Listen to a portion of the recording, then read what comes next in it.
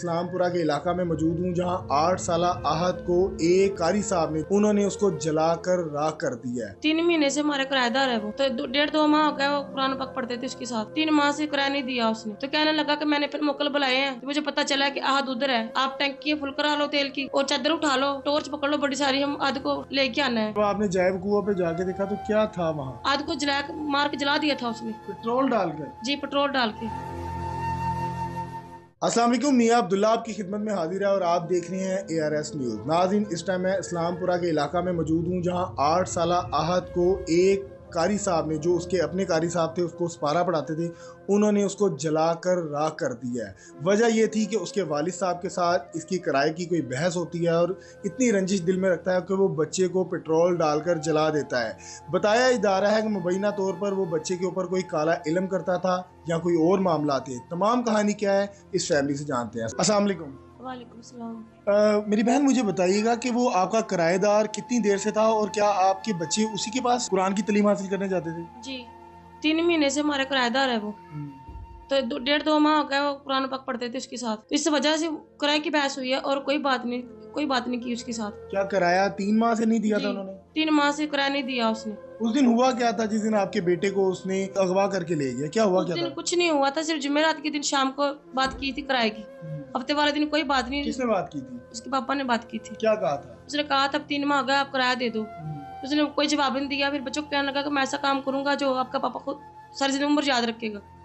तो सब हफ्ते वाले दिन ये हुआ कि हफ्ते वाले दिन उसने बच्चों को बुलाया उधर कि शब मराद की रात है, पढ़ाई करनी है। उधर बच्चे गए। आपके सारे बच्चे उनके पास जाते थे? जी, सारे जाते थे। छोटी बच्ची नहीं जाती, बाकी सारे बच्चे जाते थे उसके साथ। कितनी देर से पारा पढ़ रहे थे? 2-2.5 माह हो गया उसके पास पारा पढ़ने जाते थे।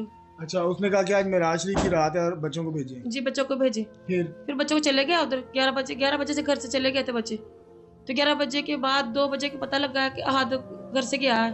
तो 2-3 टाइम हम ढूंढने लग पड़े इसको। 3 बजे के दरमियान 2 बजे तक के बाद वो घर से ले गया आहद को।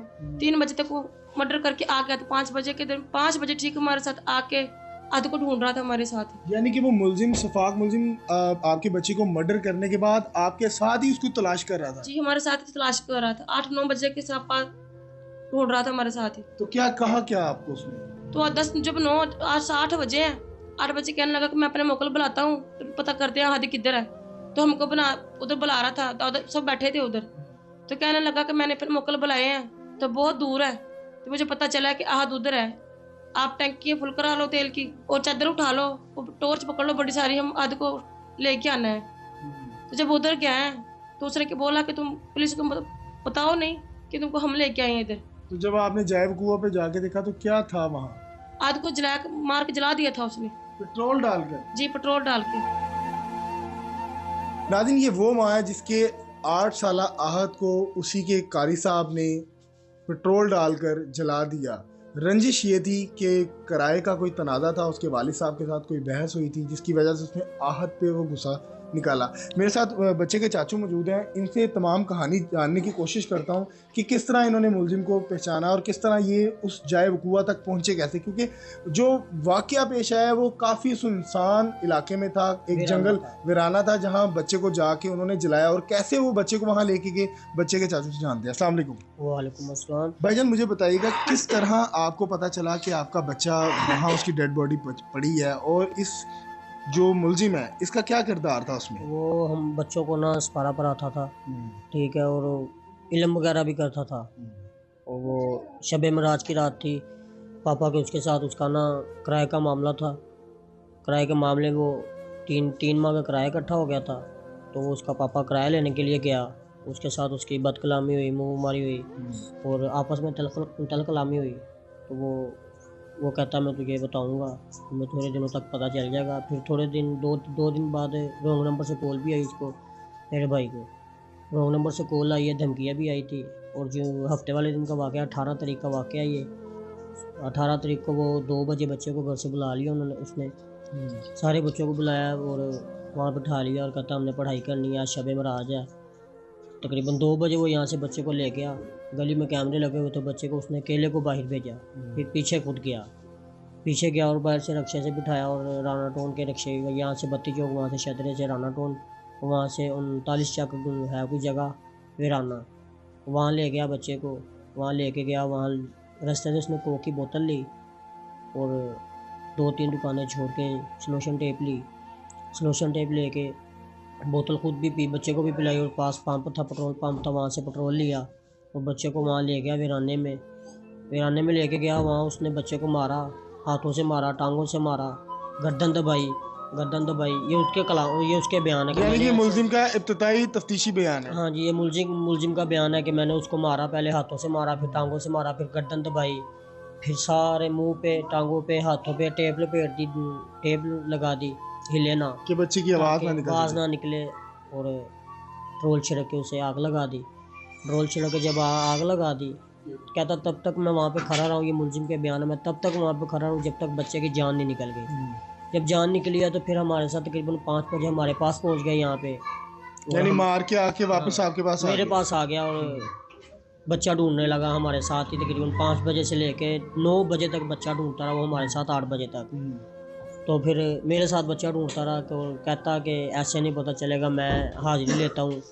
ठीक है, हाजिरी लेता हूँ, हाजिरी में पता चलेगा बच्चा कहाँ पे है। वो उसका ड्रामा था हाजिरी का, और कहता हाजिरी लेता हूँ, बच्चा पता लग जाएगा कहाँ पे है। ऐसे करके उसने बैठ गया, दिया जला लिया, अगरबत्तियाँ जला ली और हमें कहता है विर्द करो अल्लाह का।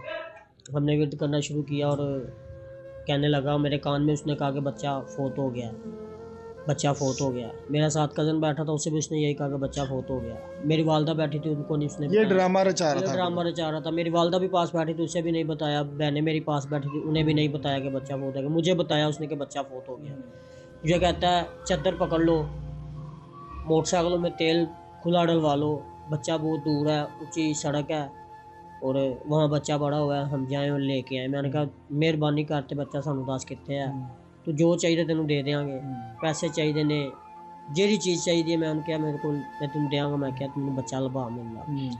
फिर मैं लै गया उत्थों, निकले हैं, कहना टोर्चा भी फड़ लो, लाइटां फड़ लो, अंधेरा है, सुनसान जगह है। फिर वहाँ मैं ले गया। यहाँ से तकरीबन 40 किलोमीटर सफ़र बनता है। मैंने बाइक की रीडिंग देखी, 40 किलोमीटर सफ़र बना यहाँ से जहाँ वहाँ। उसने जाके बच्चे को मारा था। हाँ, मैं खुद गया था साथ। अच्छा, जब आप जायब कुआं पर पहुंचे और आपने बच्चे की डेड बॉडी देखी तो 15 पे कॉल आपने की या उसने की? मैंने की कॉल, 15 पे मैंने कॉल की थी। अच्छा, 15 पे मैंने कॉल की, मुझे पता लग गया ये मुलजिम, हम 2-3 जाने थे। यानी आपको हम जज हो 2-3 गया था। हाँ, जज हो गया कि ये सीधा यहाँ पे ले गया हमें, किसी इतनी दूर से ये यहाँ लेके आया, इसे कैसे पता चला।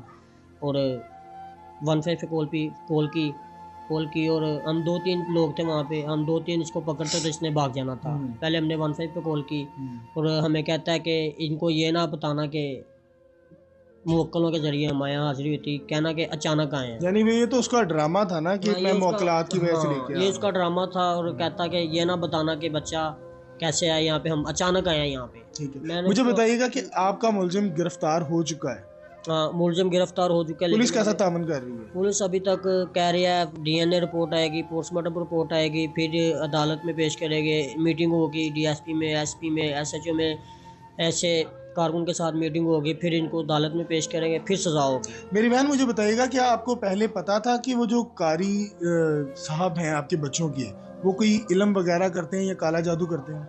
थोड़े दिन पहले ही पता चला है हम सबको कि वो काला इलम भी करते थे। तो आपने अपने बच्चों को हटा क्यों नहीं लिया उनसे? हमने टाल लिया था, 1-2 दिन नहीं गए बच्चे। शब महाराज वो की खुद रात को बुलाने बोला आपने लगा। था, खुद कहा कि आज बच्चों को आज खुद बच्चों बुलाने को खुद लगा। भेजो इधर। शब महाराज की रात है, पढ़ाई करनी है हम बच्चों के साथ बैठने के लिए। आपके कितने बच्चे हैं? 6 बच्चे हैं मेरे अब 5 रह गए हैं। जी। अभी 4 भाई है, 1 बहन है। क्या अपील करना चाहेंगी हुक्मरानों से जो आला इक़्तिदार पे बैठे हुए हैं? मैं उनसे ये करूंगी इल्तिजा कि मेरे बच्चे के इंसाफ दे, मुझे सजाए मौत हो, उसको अभी फांसी तक हो। इंसाफ बस नहीं मिला। वज़ीर आला से यही गुरबाइश है कि मेरी कि उनसे मुझे इंसाफ चाहिए, जैसे मेरे बच्चे को जलाया ऐसे उसको जलाया जाए। जी नाज़रीन, आपने इस माँ की तमाम गुफ्तगू जानी जिसके लख्ते जिगर को इससे जुदा कर लिया गया है, और हमारे जो आला ओहदेदारान हैं वो होश के नाखून लें, ऐसे केस को एक मिसाली केस बना दिया जाए और ऐसी सजा दी जाए ताकि आने वाले मुस्तकबिल में कोई भी इंसान ऐसी हरकत करने से पहले 1000 बार सोचे कि मेरा ये हशर होगा। अपनी राय से कमेंट सेक्शन में ज़रूर कहा कीजिएगा। अपने मेज़बान को दीजिए इजाज़त। अल्लाह हाफ़िज़।